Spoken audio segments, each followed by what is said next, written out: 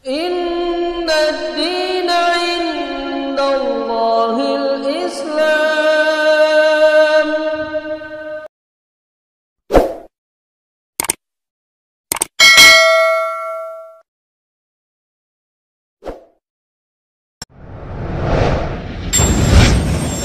Ini akan menyerang kita. Kalau masalah salafi wahabi ini istilah, ya Allah, ini fitnah teman-teman sekalian. Ini fitnah. Dari mana istilah wahabi ini? Dari mana istilah salafi ini? Ini fitnah. Setiap sebagian teman-teman kita yang berpegang pada sunnah Nabi SAW sering mengatakan kita kembali kepada pemahaman salaf. Pemahaman salaf maksudnya sahabat. Salaf itu orang terdahulu. Dikatakan pesantren salafiyah, pesantren yang dulu, tradisional, gitu kan. Jadi itu pemahaman kembali kepada salaful ummah. Hanya itu. Begitu dikatakan kembali kepada salaf, sahabat, oh ini kelompok salafi namanya. Nisbatkan. Dari mana ini penisbatan ini, gitu kan? Kemudian wahabi. Apa wahabi ini? Dari mana istilah ini? Ini keluar dari mulut orang-orang yang tidak bertanggung jawab. Kalau kita lihat cirinya orang wahabi, yang dianggap wahabi orangnya berjenggot, jalankan sunnah Nabi. Kalau sholat ke masjid, istrinya pakai tutup aurat. Ya, di rumahnya jauh dari perbuatan dosa. Ini nih kelompok nih. Diolok-olok, wahabila. Saya pernah dimasukkan dalam grup, gitu kan? Saya lihat semuanya disatuin, teman-teman dari semua ormas ada, termasuk nama saya masuk di situ. Banyak, mungkin ada 80 atau 100 orang, ustadz, kiai dan seterusnya. Baru saya masuk di situ saya sudah baca. Ah, ini banyak ustadz-ustadz wahabi, dimain-mainin gitu, tulisannya pakai O. Wahabilah ini. Oh ini wahabi ini suka tolak salawat, suka tolak zikir, suka tolak doa. Saya berpikir kalau saya mau tanggapin, ini 80 orang, 100 orang di situ, kemudian akan habis waktu saya menyita di situ. Sudahlah, saya keluar, minta maaf, saya nggak ada urusannya di sini, saya keluar. Karena yang bilang orang-orang yang pernah belajar di Saudi teman-teman benci sama zikir itu siapa? Anda yang fitnah itu. Gimana caranya? Orang yang belajar di Madinah, di Masjid Nabawi, di Mekah, zikir kepada Allah. Bahkan mereka paling banyak zikirnya kepada Allah. Mereka paling banyak zikir, tapi zikirnya pakai adab, nggak teriak-teriak, gitu kan? Nggak karang-karang. Apa yang Nabi SAW ajarin itu yang disebutin. Adab sama Allah, subhanallah, subhanallah. Dilakukan, bukan tidak dilakukan. Tapi tidak ada subhanallah, alhamdulillah. Dibaikkan main-main, Allah hu, apa ini? Ini apa ini? Ini kalau zaman Umar sudah diketuk semua kepalanya nih. Ngarang-ngarang gitu kan. Oh ini benci sama doa. Siapa yang bilang benci doa teman-teman sekalian? Antum nggak dengar tuh bagaimana Syekh Sudes berdoa sampai hampir 1 jam kalau sholat kunut. Itu dikatakan tuh, itu pentolannya Wahabi katanya. Baik berdoa kunut 1 jam sampai orang semua pada menangis seluruh dunia. Antum bilang itu Wahabi. Ini subhanallah ini. Benci doa itu namanya ajib. Sesuatu yang aneh gitu. Bagi saya tuduhan-tuduhan yang tidak beralasan sama sekali. Nggak beralasan nih. Yang penting dari Saudi Wahabi, gitu kan. Saya sampai waktu mau berangkat ke Saudi, awal saya mau belajar tahun 90, teman-teman ayah saya sempat titip pesan dari kota Makassar, Khalid, nanti kamu ke Saudi, ambil ilmunya tapi jangan jadi Wahabi. Baik, saya berangkat 6 bulan pertama teman-teman sekalian, semua guru yang masuk saya ketakutan lihat. Ini Wahabi nih. Apa ini Wahabi nih? Mau yang menakutkan ini. Kena wanti-wanti begitu. Lama-lama setelah guru masuk, setiap guru masuk di Madinah, wallahi saya bersumpah atas nama Allah teman-teman sekalian, tidak pernah ada sebutan nama Wahabi. Saya tidak pernah dengar kata-kata Wahabi dari mulut mereka. Wallah, yang ada cuman qala Allah, qala Rasul. Allah berfirman, Rasulullah bersabda. Wallahi, saya sumpah di sini, di masjid ini memang begitu ajarannya. Begitu ajarannya, qala Allah, qala Rasul. Qala Allah, qala Rasul selalu. Atau diikuti dengan penjelasan Ibnu Abbas sahabat, Ibnu Umar sahabat. Nih pemahamannya mereka, ini pemahamannya sahabat tentang ayat ini, tentang hadis ini. Itu yang kita pelajarin. Dan kalau ada masalah fikih didatangkan 4 madhab semua. Imam Syafi'i bilang begini, ini dalilnya. Imam Ahmad bilang begini, ini dalilnya. Imam Malik bilang begini, Abu Hanifah begini, dalilnya. Jelas, semuanya begitu. Setelah 6 bulan saya berpikir, kok saya harus takut dengan orang-orang seperti ini? Ilmu semua disampaikan, gitu kan? Ilmu semua. Dan bagaimana mempertemukan antara ambil ilmunya, jangan jadi Wahabi. Bagaimana memahami? Saya nggak nyambung gitu. Gimana caranya? Gitu. Teman-teman sekalian, saya kasih jawaban secara akal sehat. Rasulullah SAW lahir di mana? Di Mekah. Ya, 13 tahun fase turunnya ayat-ayat Makkiyah di mana? Di Mekah. Baik, setelah itu Nabi SAW hijrah ke Madinah. Berapa tahun Nabi di Madinah? 10 tahun. Sampai meninggal kan? Kuburannya ada di sana. Demi Allah, Mekah sama Madinah markas Islam. Ada orang mengatakan itu markas Wahabi, markas ini tempat nabimu lahir dan mati. Kok gimana sih? Lalu dikatakan itu ajaran yang tidak benar, yang sesat. Padahal kalau kita duduk di majelisnya ulama, ini Rasulullah bersabda, ayat Al-Quran dalam surah ini, selalu itu. Silakan saya tantang siapapun teman-teman sekalian, bukan tantang. Saya ajak anda kalau lagi umroh, yang mengatakan Wahabi, tolong anda datang ke Masjid Nabawi, Masjid Haram Mekah, duduk di majelisnya salah satu ulama situ, coba dengarin apa yang mereka bilang.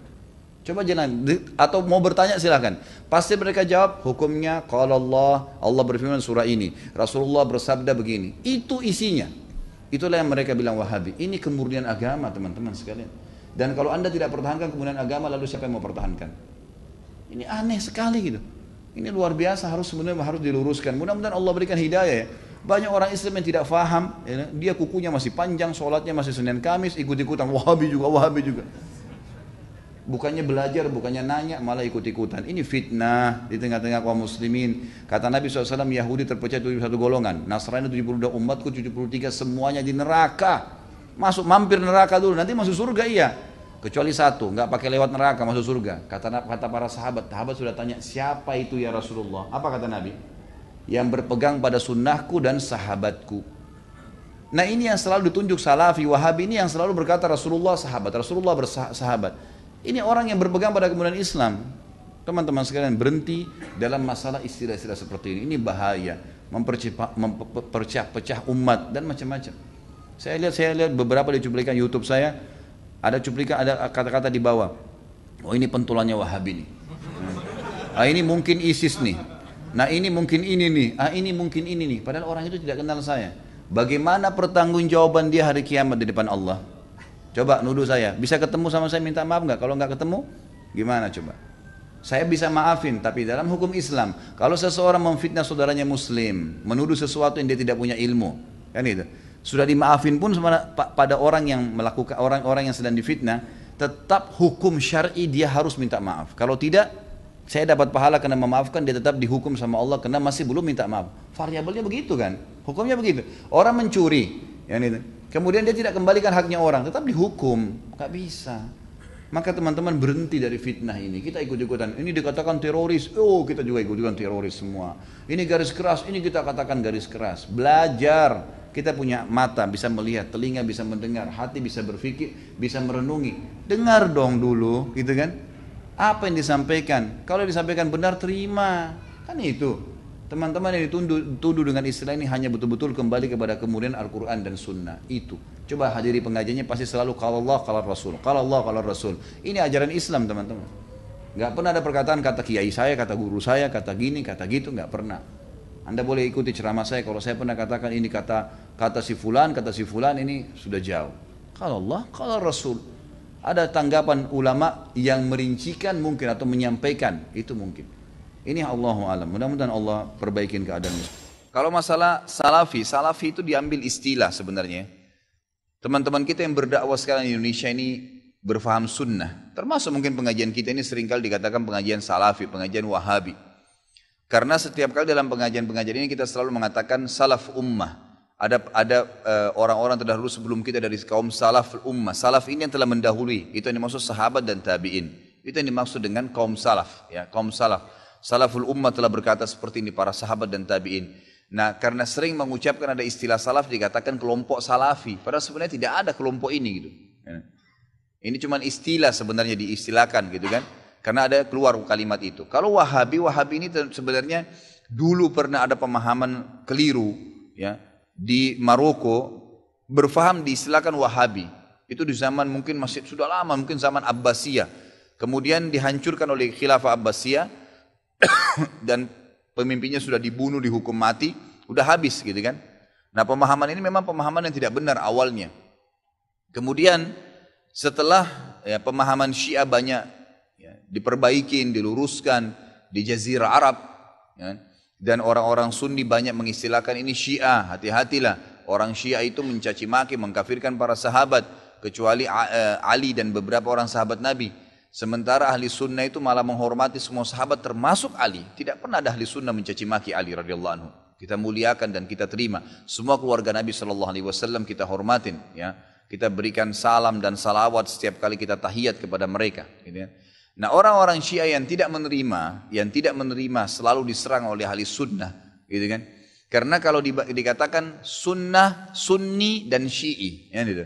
Sunni itu artinya orang yang mengikuti sunnah. Sebenarnya orang Syiah tidak mau istilah itu melengket pada kita, nggak mau. Karena kalau difaham pemahaman sunni berarti orang-orang yang ikuti sunnah Nabi. Syiah berarti yang mengikuti pemahaman Ali, gitu kan? Seperti itu. Jadi pasti orang lebih cenderung memilih, oh berarti pemahaman sunni dong, ikuti Nabi. Yang ahli sunnah juga menghormati Ali kok nggak ada masalah, gitu kan? Maka orang-orang Syiah mengeluarkan istilah Wahabi yang tadinya awalnya tidak baik nih, dilempar kepada orang-orang yang faham Sunni. Makanya orang-orang Syiah di Iran itu mengatakan Saudi negeri Wahabi, gitu kan? Maksudnya negeri yang menjalankan sunnah. Kalau dia bilang itu negeri pusatnya Sunni, orang-orang akan dukung pasti. Tapi kalau dikatakan negeri itu negeri Wahabi, orang akan berpikir apa nih Wahabi ini? Bisa saja orang kembali kalau baca sejarah ke histori buruk tentang kisah Wahabi yang awal tuh, yang memang tidak benar, gitu kan? Padahal tidak pernah sama sekali ada istilah Wahabi. Saya tinggal di Saudi, waktu saya mau berangkat pertama, subhanallah, tahun 90, sekolah di Madinah. Waktu itu masih kelas SMA ya. Kemudian ada teman-teman ayah saya ya, sempat mengatakan, nanti Khalid di sana ambil ilmunya, tapi jangan sampai kau jadi Wahabi. Saya berangkat terus terang, saya pikir Wahabi ini momok monster yang menakutkan. Setiap kali ada guru saya masuk, dosen saya masuk, saya selalu ini Wahabi nih. Yang berjenggot ngomong apa nih Wahabi nih. Gitu. Selalu begitu, gitu kan? Karena ayah saya seorang yang dikenal, gitu kan? Seorang yang tokoh masyarakat di Makassar. Jadi pasti mereka tahu saya balik, saya akan gantikan beliau, minimal itu, gitu kan? Maka saya pun berhati-hati sekali. Subhanallah, mungkin 3 bulan sampai 6 bulan pertama itu semua momok yang kayak menakutkan. Tapi setelah saya muhasabah diri saya, enggak pernah orang-orang ini, enggak ada omongan kasar. Dan selalu yang keluar dari mulut mereka, qala Allah, qala Rasul. Allah berfirman, Rasulullah bersabda. Kalaupun dikuatkan, sahabat Abdullah bin Umar berkata, Abdullah bin Abbas berkata, selalu begitu. Enggak pernah ada, ini pendapat saya, oh ini pendapat Wahabi, enggak ada. Kalau orang Syiah selalu, kelompok Syiah, selalu digembar-gemborkan Syiah. Kita enggak pernah, enggak ada begitu. Lalu saya bilang, ini pemahaman yang salah. Kira-kira bagaimana caranya saya ambil ilmunya, saya enggak jadi Wahabi, ini bagaimana modelnya? Enggak bakal nyambung kalau emang ini dikatakan Wahabi, berarti pemahaman ini benar selalu kalau Allah, kalau Rasul. Dari mana nih? Lama-kelamaan saya sampai S1 baru saya paham, oh ini istilah yang digunakan oleh orang-orang Syiah untuk menjauhkan orang bahkan dari pemahaman Sunni yang benar. Seperti itu. Siapa kelompok ISIS, Syiah dan Wahabi? Apa fadilah bagi orang yang mati syahid? ISIS tentu kelompok yang mereka membentuk kesatuan, memfokus untuk mendirikan khilafah di Syria dan Baghdad di Irak. Jadi ISIS itu Syria dan Irak, gitu kan, untuk mendirikan negara di sana dengan cara-cara yang mereka lakukan. Sampai sekarang yang saya temukan adalah para ulama menegur perilaku-perilaku mereka, dari cara-cara untuk membunuh semua orang yang tidak faham, gitu kan.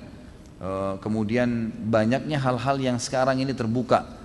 Ada banyak tulisan-tulisan sekarang, artikel dalam bahasa Arab, foto-foto yang ditemukan. Jadi pimpinan-pimpinan mereka ini bersatu satu sama yang lain. Jadi seakan-akan sengaja dibentuk untuk meributkan umat Islam ini, gitu kan.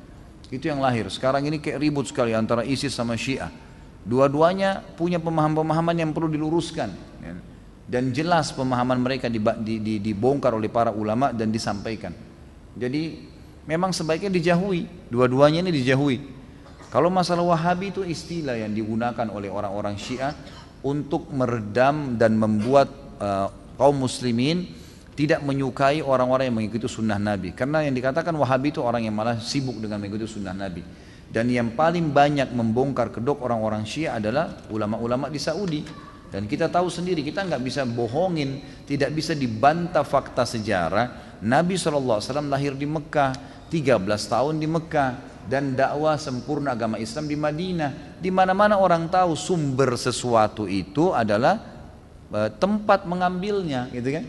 Jadi ilmu Islam itu tidak akan pernah berubah. Madinah dan Mekah kan menjadi basis. Nah ulama-ulama sana itu sampai sekarang masih mempertahankan tradisi, mempertahankan sunnah Nabi dari zaman sahabat tabi'in sampai sekarang. Masih mereka punya halaqah di Masjid Nabawi menyampaikan hadis-hadis Nabi, meluruskan kesalahan-kesalahan. Dan yang paling banyak membongkar kedok Syiah Ya, dan ini juga kelompok ISIS ini adalah ulama-ulama di Saudi, maka mereka disorotin. Nah, disorotinnya supaya jangan cuman ini saja yang dibongkar kedoknya, mereka juga menakut-nakuti umat Islam ini ada Wahabi nih. Wahabi itu apa? Orang-orang garis keras, fundamentalis lah, teroris lah, dan segala macam istilah, gitu kan. Kalau saya sih nggak usah terpengaruh dengan itu ya. Kalau saya yang penting kita menjalankan sunnah Nabi. Allah Subhanahu Wa Taala sudah mengatakan dalam surah Shaf, Allah akan memperlihatkan agamanya walaupun orang kafir, orang musyrik nolak, kita tetap komit menjalankan, sudah selesai.